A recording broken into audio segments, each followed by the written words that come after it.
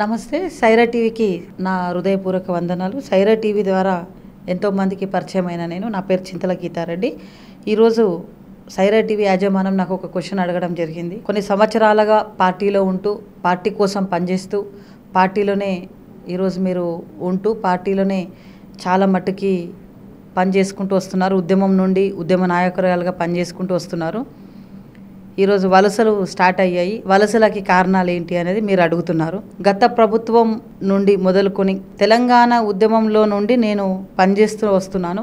తెలంగాణ ఉద్యమం స్టార్ట్ అయినప్పటి నుండి మేము చిన్న పిల్లలుగా ఉన్నాం. చిన్న పిల్లల నుండి ఈరోజు వరకు కూడా వరుసగా టీఆర్ఎస్ కోసమే జెండాను ఎత్తుకొని, జెండాని మోస్తూ ఈరోజు మేము టీఆర్ఎస్కి అంకితం కావాలని టీఆర్ఎస్ కోసమే పనిచేసుకుంటూ వస్తున్నాం. ఈరోజు వలసలు ఎట్లా స్టార్ట్ అయ్యాయి అంటే, కేసీఆర్ గారు నమ్మిన బంటులు, కేసీఆర్ గారు ఎక్కడో ఉండాల మనుషులని ఎక్కడో తీసుకొచ్చి పెట్టి వాళ్ళకి పెద్ద పీటని వేసి ఒక పెద్ద బాధ్యతని వివరించి, ఒక పెద్ద బాధ్యత రహితంగా వివరించాలని చెప్పి వాళ్ళకి ఒక్కొక్క నియోజకవర్గంలో ఒక్కొక్క జిల్లాల వైజ్గా ఒక్కొక్క పెద్ద మనిషిని ఏర్పాటు చేయడం జరిగింది. ఎగ్జాంపుల్ కేకే గారిని తీసుకుంటే నమ్మిన బంటుగా ఉండేటోడు. ఈరోజు కేకే గారికి సీఎంతో సమానం పాటు అందరూ గౌరవించేవాళ్ళు. అట్లాంటి నాయకుడు కూడా ఈరోజు మేయర్ విజయలక్ష్మి గారికి పనులు అవ్వట్లేదని, మేయర్ విజయలక్ష్మి కోసమే నేను పార్టీ వీడుతున్నానని, విజయలక్ష్మి గారు కూడా ఎక్కడో ఉండామని తీసుకొచ్చి ఆమెను ఒక మేయర్గా చేసి, హైదరాబాద్కి ఒక పట్టం కట్టించి, హైదరాబాద్కి ఒక సామ్రాజ్యానికి ఒక మేయర్గా చేసి ఆమెని ఒక మంచి స్థానంలో కూసబెట్టిన నాయకుడు బాపు కేసీఆర్. అట్లాంటిది ఈరోజు కేసీఆర్ గారిని ద్రోహం చేసి తండ్రి బిడ్డ ఇద్దరు కూడా మేము పార్టీ వీడుతున్నాం, 30వ తారీఖు రోజు పార్టీ వీడుతున్నాం, మాకు పనులు అవ్వట్లేదు, ఏ ప్రభుత్వంలో ఉంటే ఆ ప్రభుత్వంలో పోతేనే పనులు అవుతాయని చెప్తున్నారు. ఏం పనులు? మా క్వశ్చన్. ఏం పనులు? మీ ఇల్లీగల్ బిజినెసా, మీ బిజినెసా? ఏం పనులు? ఇందులో ఉన్నప్పుడు ఎన్ని పనులు చేసుకున్నారు? అవన్నీ సరిపోలేదా? ప్రజలకి సేవ చేయడానికి రాలేదా అనేది విజయలక్ష్మి గారికి, కేకే గారికి నాకు ఒక క్వశ్చన్. ఈరోజు కేకే గారు గొప్పగా చెప్పారు కేసీఆర్ కోసం. కేసీఆర్ గారు ఒక శక్తి, కేసీఆర్తోనే సాధ్యమవుతుంది, కేసీఆర్ ఉంటేనే మన జీవితాలు బాగుపడతాయన్న కేకే గారు ఈరోజు రాత్రికి రాత్రి నిర్ణయం తీసుకోవాల్సిన అవసరం ఏముంది? అంతర్గతం ఏముందో, ఆయన మనసులో మాట ఏముందో ఎవరికి చెప్పకుండా ఈరోజు నిర్ణయం తీసుకోవడం ముమ్మాటికి తప్పు నిర్ణయం, ముమ్మాటికి ద్రోహం నిర్ణయమే. తండ్రి కూతుర్లు ఇద్దరం పార్టీ వీడడం అయితే ఎవరు జీర్ణించుకోలేని విషయం. కేసీఆర్ గారు ఆపది టైంలో ఆయనని పార్టీ వీడడం అయితే చాలా బాధాకరం. నిజంగా పార్టీ వీడుతున్నప్పుడు పార్టీలకు రాజీనామా చేసి మళ్ళీ పార్టీ వైపు చూడకుండా పోవాలని మా డిమాండ్. అది కార్యకర్తలందరి డిమాండ్. వచ్చేసి ఏంటిదంటే, ఉమ్మడి వరంగల్ జిల్లా పెద్ద మనిషిగా, ఒక కుటుంబ పెద్దగా కడియం శ్రీహరి గారిని ఒక పెద్ద పీఠం వేసి ఎమ్మెల్యేలను ఎవరిని కాదనకుండా ఆయనకు ఒక పార్టీ పెద్దలు చేసి ఎప్పటి నుంచో జర్నీ చేస్తూ ఉమ్మడి వరంగల్ జిల్లాకు ఒక పెద్ద స్థానాన్ని ఇచ్చిండు. ఈరోజు బిడ్డకి ఎంపీ టికెట్ కోసము సడన్గా రాత్రి నిర్ణయం మార్చుకోవడం తప్పు. ఆయన వల్ల ఒక 2-3 సీట్లు ఈరోజు టీఆర్ఎస్ ప్రభుత్వం కోల్పోవాల్సి వచ్చింది. నిజంగా కనుక ఒకవేళకి ఆయనకు వాళ్ళ బిడ్డకి రాజయ్యకి పడట్లేదు, రాజయ్యకి టికెట్ ఇస్తున్నారు, నా బిడ్డకి ఇవ్వట్లేదు అనే ఉద్దేశంతోనే ఈసారి ఆయనకు టికెట్ ఇవ్వలేరు. ఆయనకి ఇవ్వకపోవడం జరిగింది. ఎందుకంటే ఆయనకు ఉద్దేశించి ఒక 2-3 టికెట్లు ఇవ్వలేదు. ఈరోజు వాళ్ళకు లాసు. ఈరోజు ఆయన వల్ల ఈరోజు 2-3 టికెట్లే లాసు టీఆర్ఎస్ ప్రభుత్వానికి. అట్లాంటిది ఉమ్మడి జిల్లాకి ఎంతమంది మంత్రులు ఉన్నా ఈయనకు ఒక పెద్ద పీఠం వేసిన ఆయనకి నమ్మక ద్రోహం చేయడం సరికాదు. రెండోది, వాళ్ళ బిడ్డకి సరి అయిన స్థానం ఇస్తారేమో వెయిట్ చేసేది ఉండే. మీరు నీకు ఒక పెద్ద పీఠం వేసిండ్రు. ఉమ్మడి వరంగల్ జిల్లాలలో నువ్వు ఒక కుటుంబ సభ్యుడిగా ఉన్నావు, పెద్ద దిక్కుగా ఉన్నావు. అంత నీకు విలువ ఇజ్జత్ ఇచ్చినప్పుడు నువ్వు పార్టీని వీడడంలో అర్థం లేదు. అది తప్పు. ఎందుకంటే ఆయన సీఎం వ్యక్తిగతంగా నిర్ణయం తీసుకుంటే కడియం శ్రీహరి అన్నట్టయినా ఎక్కడో ఉండేటోడు. కడియం శ్రీహరి మాటకి విలువనిచ్చి ఆయన చెప్పిన వారికి టికెట్లు ఇచ్చిండ్రు. ఆయనకు పడని వారిని కూడా పార్టీ నుంచి పక్కకు తప్పించిండు కేసీఆర్ గారు. ఎందుకు? ఒక ఉమ్మడి వరంగల్ జిల్లాకి ఒక పెద్ద దిక్కుగా ఉన్న కడియం శ్రీహరి బాధపడతాడని. కడియం శ్రీహరి ఎన్ని చేసినా కడియం శ్రీహరిని వెనకేసుకొని వచ్చి కడియం శ్రీహరికి ఒక బాధ్యత రహితంగా ఒక వివరించాలని చెప్పి హెచ్చరించుకుంటూ దగ్గర తీస్తూ ఒక కుటుంబ సభ్యుడిగా తీస్తూ ఈ రోజు వరకు జర్నీ చేసిండ్రు. పార్టీ మారుతున్న ఒక్కరోజు 2 రోజుల ముందు కూడా నువ్వు పార్టీతోనే సత్సంబంధాలు ఉన్నాయి మనకి, రాత్రికి రాత్రి నిర్ణయం తీసుకోవాల్సిన అవసరం ఏముంది, మీ వ్యక్తిగత ప్రయోజనాలు. ఈరోజు కేసీఆర్ బిడ్డ జైల్లో ఉంది, కేసీఆర్ గారు కాళ్ళు విరిగి మంచాన పడ్డారు. ఈరోజు పార్టీ తారుమారు పరిస్థితిలో ఉన్నప్పుడు నువ్వు పార్టీ మారాల్సిన అవసరం ఏముంది? నీ భుజాన జెండా వేసుకున్న రోజు మంచి అయినా చెడైనా నీ ఎంబడి నడిచిన కేసీఆర్ కుటుంబము ఈరోజు జైళ్ళ పాలైనా రాజకీయంగా పోయిన ఆరోగ్యకంగా బాగలేకపోయినప్పటికీ కూడా చాలా జాగ్రత్తగా మనం చూడాలనుకున్నాం. కానీ ఒక కుటుంబంలో వివరించేటప్పటికీ కూడా నువ్వు కరెక్ట్ నిర్ణయం తీసుకోకపోవడం ఒకటైతే, నువ్వు ఎన్నిసార్లు చూసినా కూడా తల్లి ఇప్పుడు బిడ్డకి తండ్రికి ఎంత ప్రేమ ఉంటుంది, ఆ ప్రేమ ఉన్నప్పటికీ కూడా ఎంతసేపు చూస్తుంటే నువ్వు ఆ ప్రేమ ఉన్నప్పటికీ కూడా బిడ్డ అనేది జైల్లో ఉంది.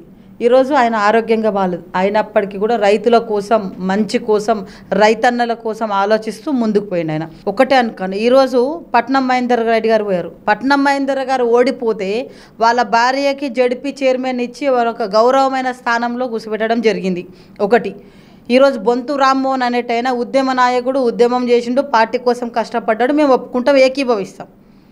ఉద్యమం నాయకుడి నుండి పనిచేసిన ఆయనకి ఆయన జీవితం ఏందో అందరికీ తెలుసు. బాబా ఫరీదుద్దీన్ది అయినదేందో ఆయనకి కూడా తెలుసు, బాబాది తెలుసు, ఈ బొంతు రామ్మోహన్ది కూడా తెలుసు. సరే, పార్టీకి మీరు సేవ చేసిండ్రా, పార్టీ మీకు సేవ చేసింది అనేది అంతర్గత విషయం, మీ వ్యక్తిగత విషయం. కానీ కేసీఆర్ కుటుంబంలో భాగంగా బాబాని మరియు బొంతు రామ్మోహన్ ఒక భాగంగా చేసిండ్రు. 24 గంటలు నువ్వు కుటుంబంతో కలిసి ఉన్నవి, రాత్రికి రాత్రి చేయలేవు. ఒక్కసారి మేయర్గా చేసిండ్రు, వాళ్ళ భార్యకు 2 సార్లు కార్పొరేటర్కి ఇచ్చిండ్రు. ఏ పదవులు పొందలేవని నువ్వు వెళ్ళిపోయినావు, ఎందుకు నీకు బాధ అనిపించింది? నీతో పాటు జర్నీ చేసిన వాళ్ళు ఈరోజు అక్కడనే ఉన్నారు, కరుడు కట్టిన కార్యకర్త లేక జెండా మోస్తూ ఉన్నారు. వాళ్ళలాగా నువ్వు 3 సార్లు పదవులు అనుభవించినావు, పోవాల్సిన అవసరం ఏంటిదని ఒక క్వశ్చన్. నీ ఆస్తులు కావాలా? ఆస్తులు సంపాదించుకోలేదా? అంతస్తులు సంపాదించుకోలేదా?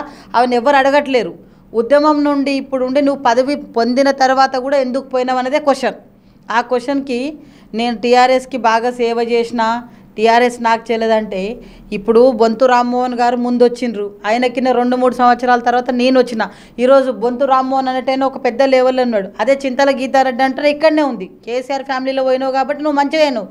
పార్టీ జెండా మోస్తూ నియోజకవర్గంలో జిల్లా స్థాయిలో ఉన్నాం కూడా మేము ఇక్కడే ఉన్నాం. మీకు మాకు తేడా ఉంది. నీకు ఆకలి అవుతున్నప్పుడు అన్నం పెట్టినోడు గొప్ప విషయం, అంతేగాని ఆకలి లేనప్పుడు కూడా నేను కడుపు నింపుకుంటా అనుకోవడం కరెక్ట్ కాదు కదా. నువ్వు ఆకలితో ఉన్నప్పుడు బాపు కేసీఆర్ నేను కడుపు నింపింది, ఎక్కడో ఉన్న విద్యార్థి దశ నుంచి తీసుకొచ్చి మేయర్గా చేసింది, 2 సార్లు నీ భార్యకి టికెట్ ఇచ్చి గెలిపించింది. పార్టీ నీకు ఎక్కడ ఇన్ఛార్జ్ ఉంటే అక్కడ ఇన్ఛార్జ్ ఇచ్చి నీకు ఒక గౌరవమైన స్థానం, ఒక కొడుకు స్థానం ఇచ్చిండ్రు నీకు. దాన్ని నువ్వు కట్టుబడి ఉండేది ఉంటివి. నీలాగా వచ్చిన నాయకులు ఎంతోమంది, కొంతమంది చనిపోయిన వాళ్ళు ఉన్నారు, కొంతమంది ఇంకా లైవ్లో ఉన్న వాళ్ళు ఉన్నారు, ఆయనతో పాటు జర్నీ చేసిన వాళ్ళు ఉన్నారు. ఆయనతో పాటు కేసులు అయినాయి, ఆయనతో పాటు కోర్టులో పోయారు.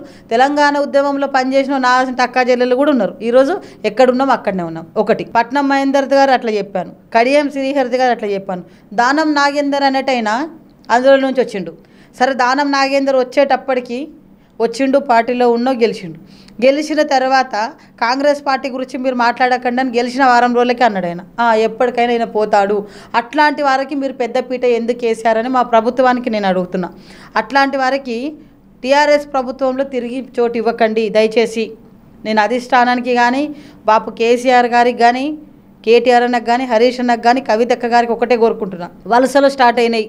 ఎవరైతే మన పార్టీల నుంచి పోతున్నారో తిరిగి మన పార్టీలకు రానివ్వకండి, వాళ్ళ నీడను కూడా దరిదాపులో కూడా మన దగ్గర పడనివ్వకండి అని నేను అనుకుంటున్నా. వీళ్ళందరూ వరుసగా స్టార్ట్ అయినరండి, నేను ఒప్పుకుంటా. కడియం పోయిండు, కడియం బిడ్డ పోయింది, విజయలక్ష్మి పోయింది, కేకే పోయిండు, మహేందర్ పోయిండు, మహేందర్ భార్య పోయింది, బొంతు పోయిండు, వాళ్ళ భార్య పోయింది. వీళ్ళందరూ పోతున్నారు కదా, వాళ్ళతో పాటు లీడర్లు పోయారు కానీ క్యాడర్ పోయిందా? క్యాడర్ అనేది పోలేదు. ఒక్కటి గుర్తుపెట్టుకోండి, టీఆర్ఎస్ పార్టీలో కష్టపడిన కార్యకర్త, జెండా మోసిన కార్యకర్త అట్లాగే ఉన్నాడు. లీడర్లు మారుతున్నారు కానీ క్యాడర్ చేంజ్ అవ్వలేదు. ఎక్కడ ఎవ్వరు భయపడాల్సిన అవసరం లేదు. ఎందుకంటే మనం భుజాన మీద ఏదైతే మోసుకొని తిరిగిన జెండా మన చేతిలోనే ఉంది. అట్లాంటి లీడర్లు వస్తే తరిమి కొట్టండి, అట్లాంటి లీడర్లకు అవకాశం ఇవ్వకండి.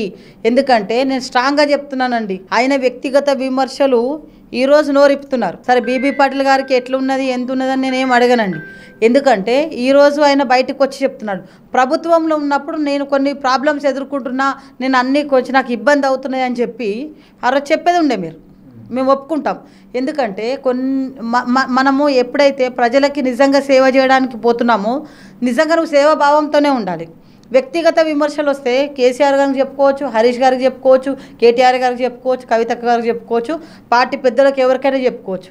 ఈరోజు సడన్గా 2 రోజులు నువ్వు నిర్ణయించేది ఉండే, మీరు పార్టీ నిర్ణయం తీసుకుంటారా, నీకు టికెట్ ఇస్తారా ఇయ్యలేదని నువ్వు వెయిట్ చేసేది ఉంటుంది. 10 సంవత్సరాలు నువ్వు నిర్ణయం చేస్తే ప్రతి ఒక్క కార్యకర్త బీబీ పాటిల్ గారికి జెండా భుజాన వేసుకొని తిరిగినాం. ఇక్కడ నొప్పి అయితే ఇక్కడ పెట్టుకున్నాం, ఇక్కడ నొప్పి అయితే ఇక్కడ పెట్టుకున్నాం. ఎడమ వైపు కుడి వైపు మారింది కానీ మేము పార్టీ మారలేం. అందుకే నేను చెప్తున్నాను, క్యాడర్ ఎక్కడుంది అక్కడే ఉంది.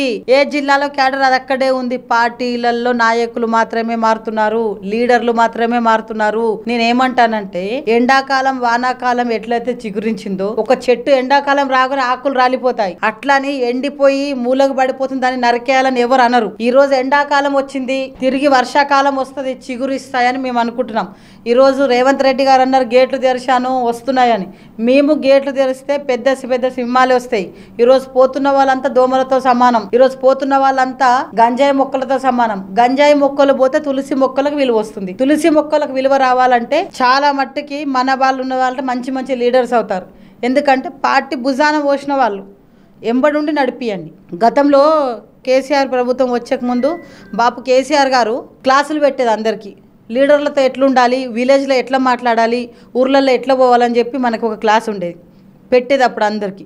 ఒకటి తెలంగాణ భవన్ నుండి పిలుపు వచ్చేది, అందరికీ క్లాసులు అనేవి తీసుకునేటోడు. ఆ సిస్టమ్ తప్పింది. ఆ సిస్టానికి పునర్గతం చేయాలని బాపు కేసీఆర్ హయాంలోనే అందరు బాగుంటారని నేను కోరుకుంటున్నాను. అందుకే నేను చెప్పేది ఏంటిదంటే పార్టీతోని అనుకూలంగా ఉండి జహీరాబాద్ పార్లమెంటరీ ఏదైతే ఉన్నదో జహీరాబాద్ పార్లమెంటరీలో ఆయన ఉన్నాడు, ఆయన ప్రజలకి ఆయన దగ్గర ఉన్నాడు. ఇప్పుడు జహీరాబాద్ పార్లమెంట్ 8-9 నియోజకవర్గాలు వస్తాయి ఆయనకి. ఇన్ని నియోజకవర్గాలలో ఒక్క నియోజకవర్గంలో ప్రాబ్లం వచ్చింది అనుకోండి చెప్పుకోవచ్చు, అన్ని నియోజకవర్గాలు ఏం చేసినాయి. అయినప్పటికీ పార్టీ బలపరిచిన అభ్యర్థి కోసం, పార్టీ పిలుపు మేర కోసం, పార్టీ పెద్ద ఆయన ఇచ్చిన పిలుపు మేర కోసమే ఈరోజు మనము ఆయన ఎంబడి ఉండడం జరిగింది. పుకార్లు చాలా వచ్చినాయి కానీ పార్టీలు నేను మారుతాను ఎప్పుడు అనలేదు. ఈరోజు కూడా సడన్గా డిసిషన్ ఎందుకు తీసుకున్నాడు అయినా తెలియదు. సరే లేట్ అయ్యి తీసుకున్నాడా, మంచి కోసం తీసుకున్నాడా, లేకుంటే మన ఆస్తులు కాపాడుకోవడానికి తీసుకున్నాడా, లేకుంటే మన ప్రభుత్వానికి ఈ ప్రభుత్వంతో వద్దులే పడిపోయిందని తీసుకున్నాడా, లేకుంటే కేసీఆర్తో కాదు నేను మనం చేసినవి అన్నీ ఇక్కడ ఉంటే ఎల్లగడతారని తీసుకున్నారని ఆయన విజ్ఞతకు వదిలేద్దాం. పార్టీ మారేటప్పుడు 10 సంవత్సరాలు 2 టర్ములు కూడా నీకు అవకాశం ఇచ్చింది. ఒక టర్మ్ ఇచ్చి నీకు ఊరుకో కూర్చోబెట్టలేదు కదా, 2 టర్ములు ఇచ్చి నిన్ను గుండెలో పెట్టుకున్న జహీరాబాద్ కాన్స్టిట్యున్సీ ప్రజలకు నువ్వేం చెప్పగలుగుతావు, జహీరాబాద్ పార్లమెంటు సభ్యులకి నువ్వేం చెప్పగలుగుతావు. నీ మీద ఆధారపడి నువ్వు ఉన్నా లేకపోయినా మా ఎంపీ బీబీ పాటిల్ అని గొప్పగా చెప్పుకుంటావు. ఈరోజు ప్రతి ఒక్క కార్యకర్త, పార్లమెంటుకు సంబంధించిన కార్యకర్త అంతా నిజంగా చాలా ఫీల్ అయ్యి చాలా నారాజులైనరు. పార్టీలు మారిండని చాలామంది ఏడవడం కూడా జరిగింది, అన్నదమ్ముళ్ళు అక్కా చెల్లెళ్ళు. అట్లాంటి ఉగ్రతంకి నువ్వు గురి చేసి ఈరోజు బయటికి పోవడం మంచిది కాదు అంటున్నా. ఇప్పుడు ఎవరైతే నాయకులు పోయినరో వారి పార్టీకి రాజీనామా చేయండి. రాజీనామా చేసి మీరు ఎందుకు పోతున్నారో చెప్పండి. నేను ఇంకొక విన్నపం కూడా చేస్తున్నా. ఈరోజు ఏవైతే దోమల్లా పోతున్నారు అందరు, మేము దోమలతో సమానం అంటున్నాం. పొండి తులసి మొక్కలకు విలువ వస్తుంది, గంజాయి మొక్కలు పోతే పోనివ్వండి. వీళ్ళందరి దాంట్లో నుంచి గంజాయి మొక్కలు పోతే తులసి మొక్కలకు విలువ వచ్చి ఒక ప్రాధాన్యత వస్తుంది.